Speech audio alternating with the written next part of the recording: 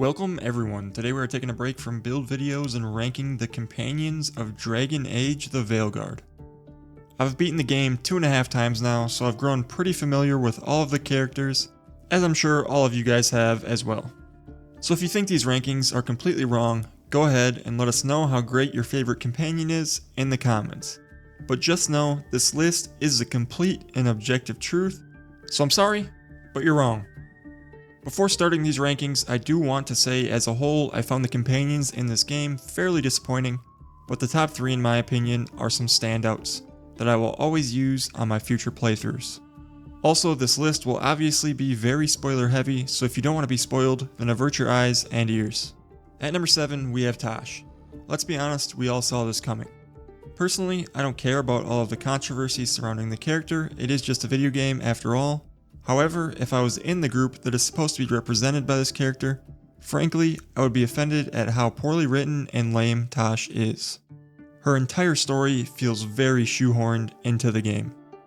A common problem I had with many of the characters at the bottom of this list is that it felt like there was some sort of weird parody fanfic the one person at BioWare wrote up to represent themselves, and it feels very off-putting placing them in the Dragon Age universe. Taash feels like an edgy teenager from the year 2024 on planet Earth, not a fire-breathing Kunari from the continent of Thedas, and it feels very odd.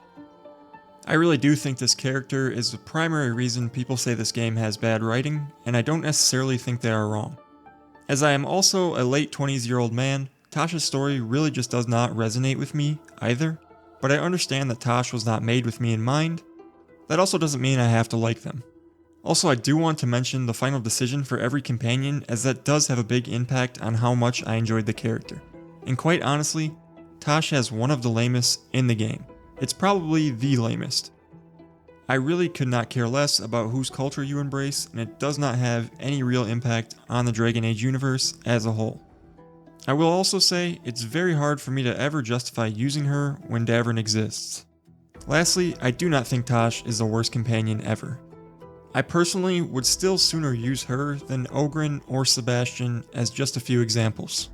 At number 6, possibly a controversial take, we have Lucanis. The failure of Lucanis quite honestly annoys me more than any other companion ever, and I genuinely considered placing him last.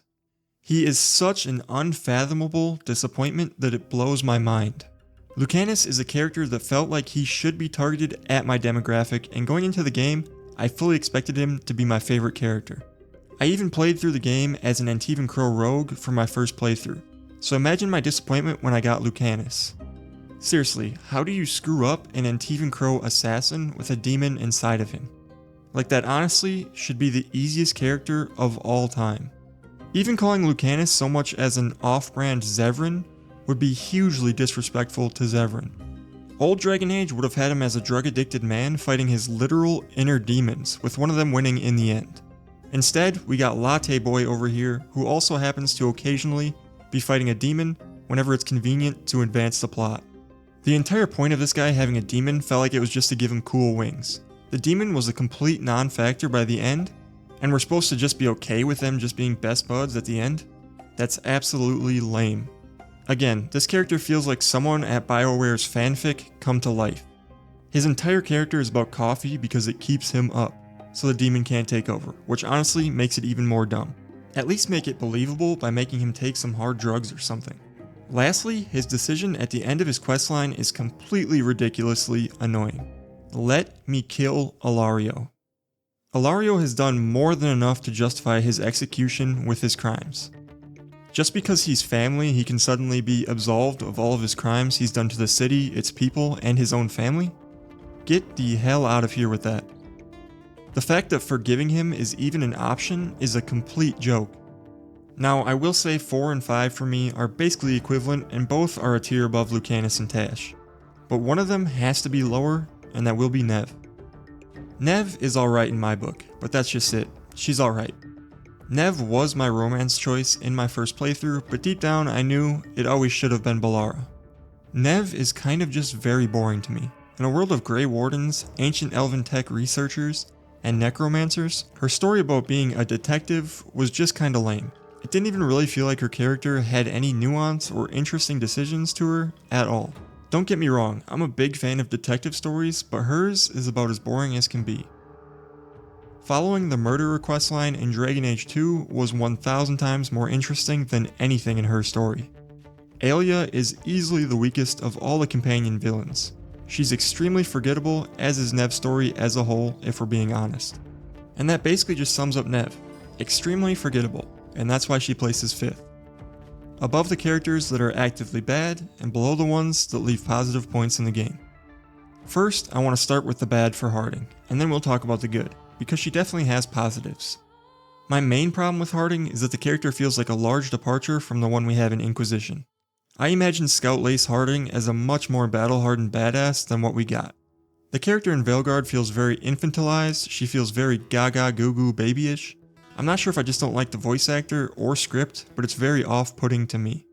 She feels like one of those girls in an anime who loves the main character, but the main character doesn't really like them back, and they act very childlike, and I don't really mess with that whole concept personally. Anyway, now to the positives. I did enjoy her story quite a bit actually. I am always a fan of going to the Dwarven strongholds, so heading to Kal Shirak was definitely fun, and seeing more of the Dwarven lore, not only through her questline but the game in general, was a welcome treat. I think her questline was one of the strongest in the game, although I didn't really care for the final decision, it still felt at least a little interesting. I also think her having Titan powers certainly made her an interesting character, even though, much like Lucanis, they only really showed up twice. Now before I get to number 3, I will say I firmly believe every single one of these top companions is at least 2 tiers above the rest. They really save the game as far as companions go, so I can easily switch between these 3 and not get bored. If you've seen my build videos, you very likely already knew this top 3 was coming. Now at number 3, we have Bellara. At first, I really did not think I would like Bellara. She felt like a similarly obnoxious character to Sarah, except without any of the spells of comedic relief. However, after playing through the game, she really grew on me, and I think that's a great testament to how well she was written and how well she developed over the course of the game.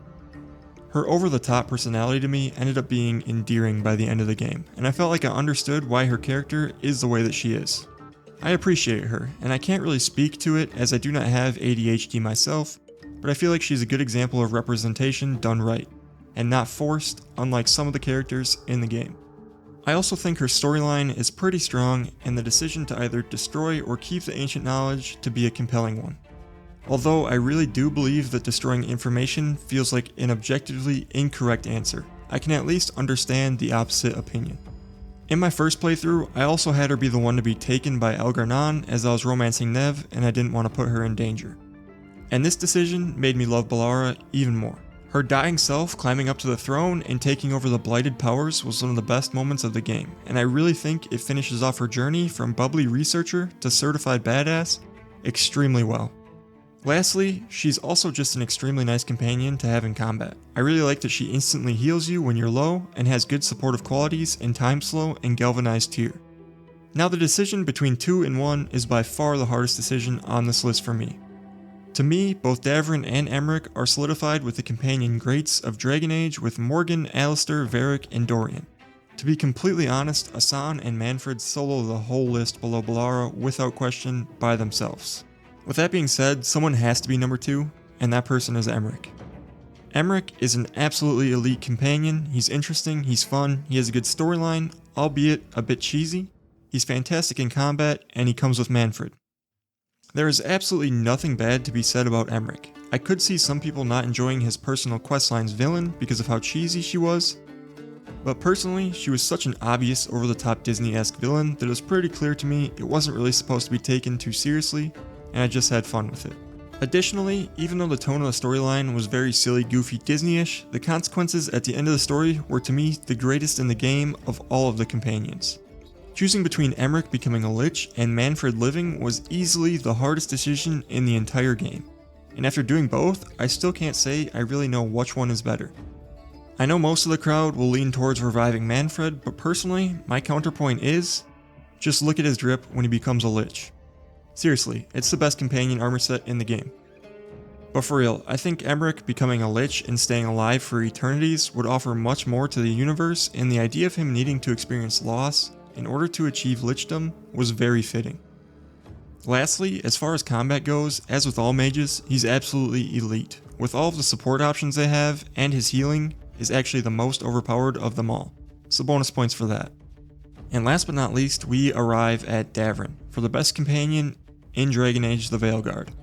I understand most people would probably have him behind Emmrich. Emmrich seems to be the early community favorite, but for me, I love the Grey Wardens, I love the Griffins, and I like having a nice dedicated tank, and as a dude, I like having a bro on the team.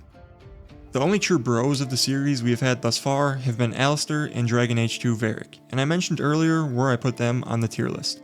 So having another companion that's just cool that you can be bros with has been sorely missed for me. If Davrin was as quick-witted and as good at banter as Alistair, I think he'd be my favorite companion of all time. But unfortunately, he'll have to settle for somewhere between 3rd and 5th. His storyline is fantastic, as anything that has Grey Wardens in it is quite frankly elite. I think for Dragon Age 5, they should shoehorn as much Grey Warden propaganda as they can find, because I always find them very interesting.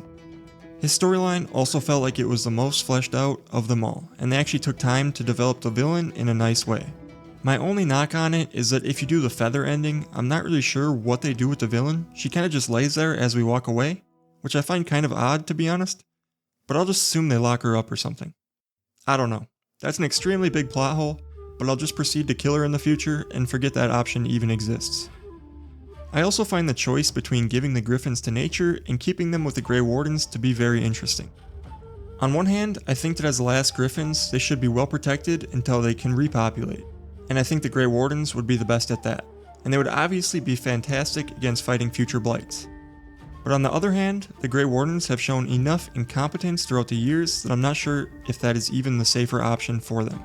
And obviously, them being free as wild creatures and cleaning up the forest feels like the much more fun option. So I really do not know what decision is best. I will say the Griffin staying in the forest gives Davrin much cooler armor though. With all of that being said, let me know what decisions you made for the companions down below, who your favorite ones are, and which ones you hate. Thank you all very much for watching, and I'll see you all next time.